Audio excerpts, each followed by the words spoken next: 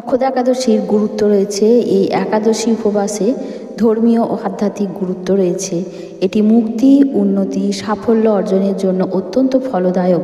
মোক্ষদা একাদশীতে ভগবান বিষ্ণুর পাশাপাশি ভগবান কৃষ্ণেরও পুজো হয়। ধর্মীয় বিশ্বাস রয়েছে যে এই উপবাস পালনের মাধ্যমে পূর্বপুরুষদের আত্মা মোক্ষ লাভ করে।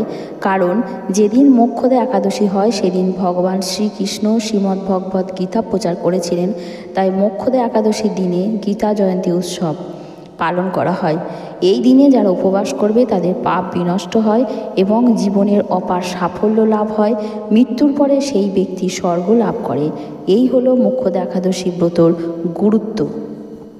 মোক্ষদা একাদশীর ব্রত মাহাত্ম্য কথা। যুধিষ্ঠির বললেন, হে বিষ্ণু, আমি আপনাকে বন্দনা করি। আমি ত্রিলোকের সুখদায়ক, বিশ্বেশ্বর, বিশ্বপালক ও পুরুষোত্তম। আমার একটি সংশয় আছে।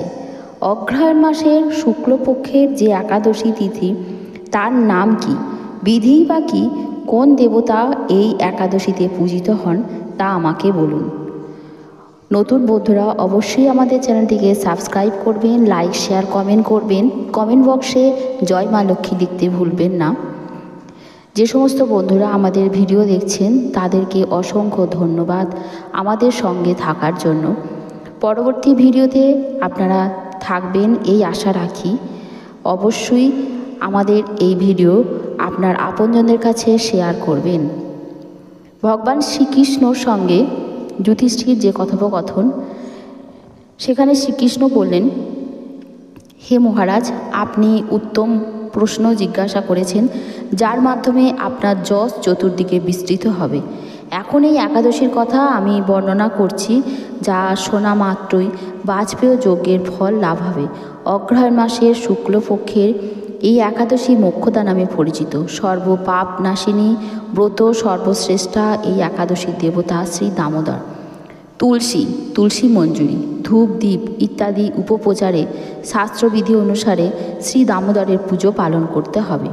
পূর্ব বর্ণিত বিধি অনুসারে দশমী একাদশী পালন করতে হবে। এই উপবাস দিনে স্তবতুতি, নিত্যগীত আদি সহ রাত্রি জাগরণ করা অত্যন্ত কর্তব্য। হে মহারাজ, প্রসঙ্গক্রমে একটি অলৌকিক কাহিনী আমি বলছি। মনোযোগ দিয়ে এই ইতিহাস শ্রবণ মাত্রই সর্বপাপ ক্ষয় হয়। যে পিতৃপুরুষরা নিজ নিজ পাপে অধজনী প্রাপ্ত হয়েছে, এই ব্রত পালনের পুণ্য ফল বিন্দুমাত্র তাদেরকে দান করলে তারা মুক্তি লাভের যোগ্য হন। কোনো এক সময় মনোরম চম্পকনগরে বৈখানস নামে এক রাজা ছিলেন। তিনি ছিলেন সমস্ত বৈষ্ণব সদ্গুণে বিভূষিত। প্রজাদের তিনি পুত্রের মতো পালন করতেন। তার রাজ্যে বহু বেদজ্ঞ ব্রাহ্মণ বাস করতেন। রাজ্যে সকলেই ছিল বেশ শক্তিশালী বা সমৃদ্ধশালীও ছিলেন। একবার রাজা স্বপ্নে দেখলেন যে তার পিতা নরকে পতিত হয়েছেন। এই দিকে তিনি অত্যন্ত বিস্মিত হলেন।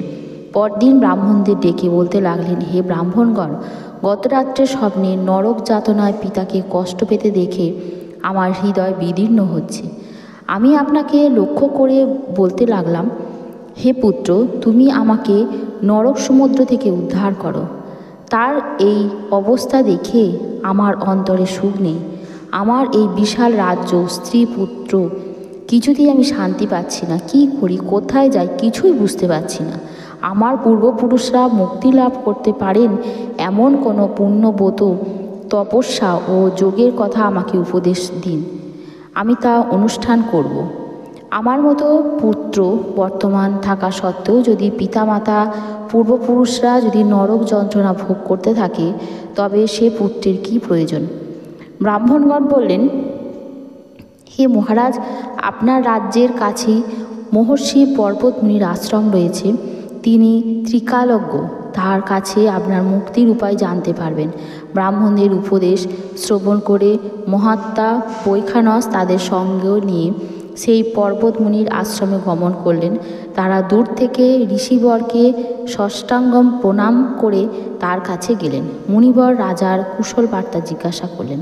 রাজা বললেন, হে প্রভু, আপনার কৃপায় আমরা সবাই কুশল। তবে আমি একদিন স্বপ্নযোগে পিতার নরক যন্ত্রণা ও কাতর আর্তনাদ শুনে আমরা অত্যন্ত দুঃখিত ও চিন্তাগ্রস্ত হয়েছি।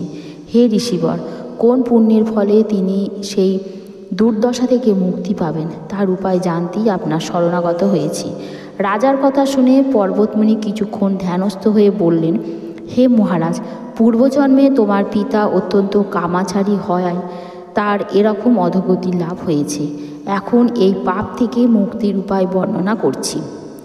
অগ্রহায়ণ মাসের শুক্লপক্ষের মোক্ষদা একাদশী পালন করলে সেই পুণ্য ফল পিতাকে প্রদান করো। সেই পুণ্য প্রভাবে তোমার পিতার মুক্তি লাভ হবে। মুনির কথা শোনার পরে রাজা নিজ গৃহে ফিরে এলেন এবং সেই পবিত্র তিথির আবির্ভাবে তিনি স্ত্রী পুত্রাদি সহ যথাবিধ মোক্ষদা একাদশী ব্রত পালন করলেন। ব্রতের পুণ্যফল পিতার উদ্দেশ্যে প্রদান করলেন। ওই পুণ্যফল দানের সঙ্গে সঙ্গে আকাশ থেকে পুষ্পবৃষ্টি হতে লাগল। হে পুত্র, তোমার মঙ্গল হোক। এই বলতে বলতে বৈখানস রাজার পিতা নরক থেকে মুক্ত হয়ে স্বর্গে গমন করলেন। হে মহারাজ যুধিষ্ঠির, যে ব্যক্তি মঙ্গলদায়িনী মোক্ষদা একাদশী ব্রত পালন করবে তার সমস্ত পাপ বিনষ্ট হবে এবং মৃত্যুর পরে মুক্তিও লাভ করবে। এই ব্রতের পূর্ণ সংখ্যা আমিও জানি না। চিন্তামণির মতো এই ব্রতটি আমারও অত্যন্ত প্রিয়। এই ব্রত কথা যিনি পাঠ করবেন, যিনি শ্রবণ করবেন, উভয়ই বাজপেয় যজ্ঞের ফলপ্রাপ্ত হবেন।